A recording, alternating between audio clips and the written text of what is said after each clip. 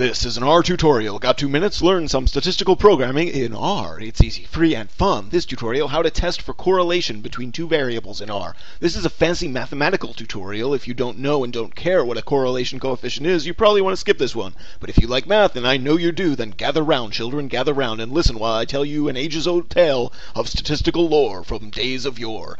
In olden days, statisticians liked to calculate or measure associations between two variables. Let's load the example MT-cars data frame, but you can load your own. Here's what MT-cars looks like. Once upon a time, a wild old statistician wanted to determine the relationship between miles per gallon and horsepower. Here's the miles per gallon and horsepower columns of the MT-cars data frame.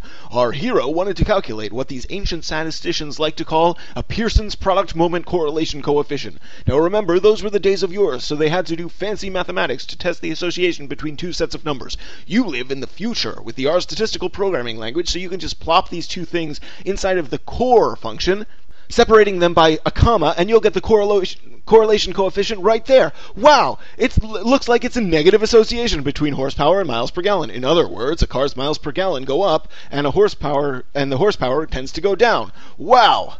If you want to save a little typing, you can also just restrict the MT-cars data frame to just the horsepower and MPG columns and paste that directly into the core function.